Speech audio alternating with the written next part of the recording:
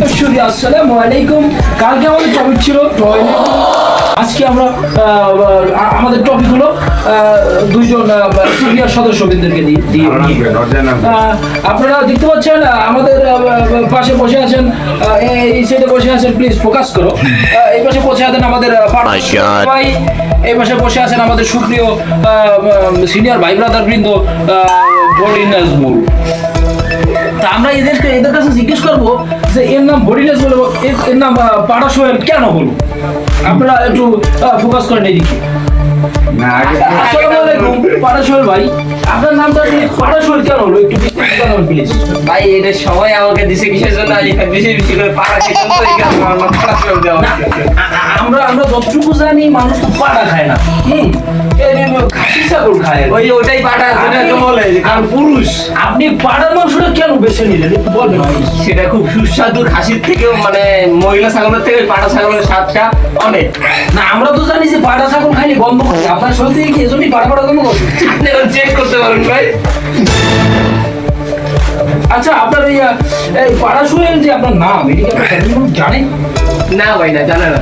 তো এটা কি আমরা জানানোর ব্যবস্থা করবো? করতে পারেন, সমস্যা নাই। তা আমি যদি আপনার নামটা কি জানি, আপনার কি আপনাকে 300 একটা জুতোর বাড়ি দেওয়া হবে। আচ্ছা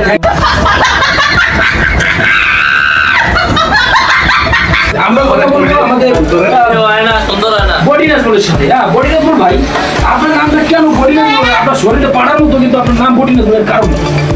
এটার কারণ হলো একটাই, আমি আমার নিজস্ব একটা জিম ক্লাব আছে, আমি ওইটাতে আগে জিম শিখি। জি, আপনার জিম ক্লাবটা ঠিক কোথায় একটু ঠিকানাটা আমাদের দিবেন? এটা আমাদের তেতলাভ 5 তলার সামনে অবস্থা। আচ্ছা, ওই যে আমাদের পাবলিক টয়লেটটা আছে ওটার পিছনে, ওইটা আপনার জিমের ইয়া নাকি? বুঝলাম না, একটু ভালো করে বুঝে বলুন। না এটা আপনাদের ভুল হচ্ছে, এটা হলো পাবলিক টয়লেট হবে না, ওইটা আপনারা হয়তো লেখা আছে ওই জায়গায় দেখবেন নাজমুল জিম ক্লাব। না আমি দেখেছি ওই যে পাবলিক টয়লেটের গায়ে লেখা তীরচিহ্ন দেওয়া আছে যে বডি নাজমুল ভাইয়ের ক্লাব এখানেই।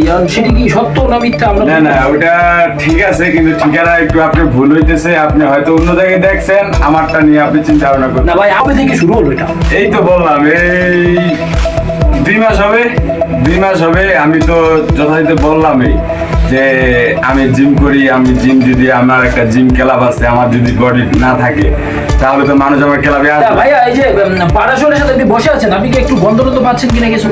এটা আমি পাচ্ছি, অনেক পাচ্ছি গন্ধটা, তো আমি কিছু মুখ করে বলতেছি না, ছোট ভাই আমার ছোট হয়ে যাবে এই জন্য। জি, আমরা এখন আমাদের একজন দর্শকের কাছে যাব, উনি এই ব্যাপারটা নিয়ে কি বলতে চাচ্ছেন আসলে।